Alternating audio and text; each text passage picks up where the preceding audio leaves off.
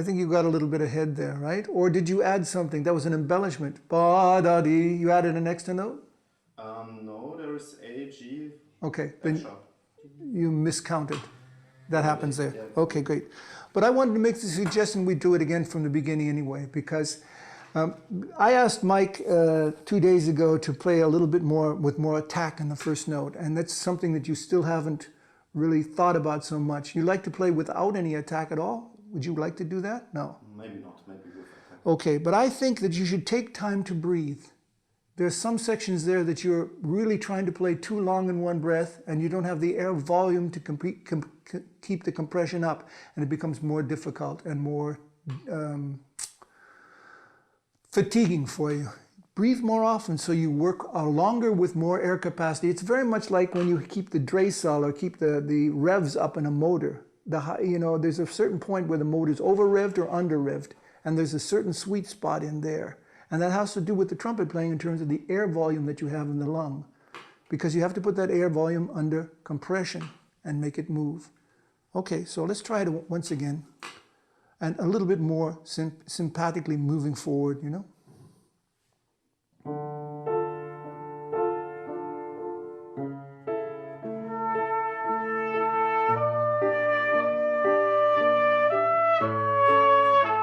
Stop. You're sharp. You're sharp. And give a little bit more. It gives him more security. Start louder and then make a diminuendo already in the second bar. Okay? Please.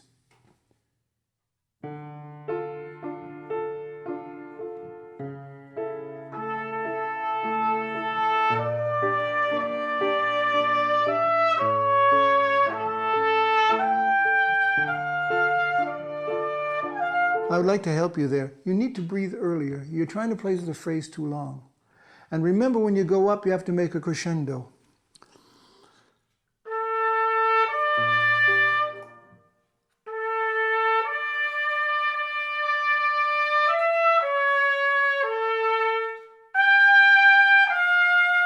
Breathe before that high note, because it'll make it a lot more easy for you. The phrase still goes up, right? And you want to make that trill, which is the most difficult there, you know? So take more air and breathe more often.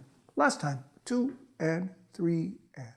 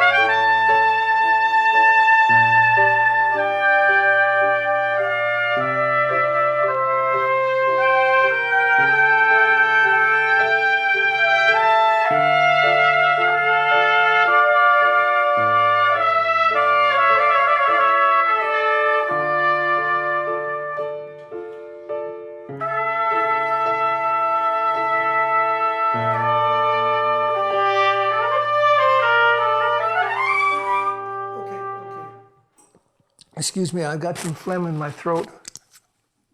Otherwise, it was very, very good. Let's go from 4 before the end. Thank you. I'm sorry, before I try to play the high note, you know, your phlegm comes down from your nose and your throat, and how you're supposed to make compression. 4 before end.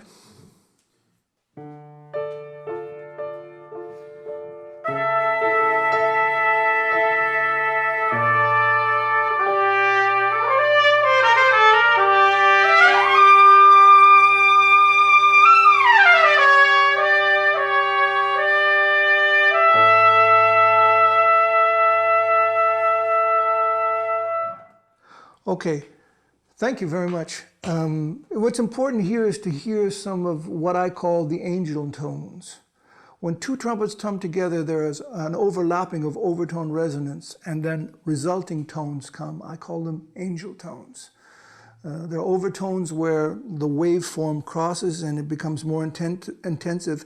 Just the overtone series of both instruments complementing each other and intensifying each other.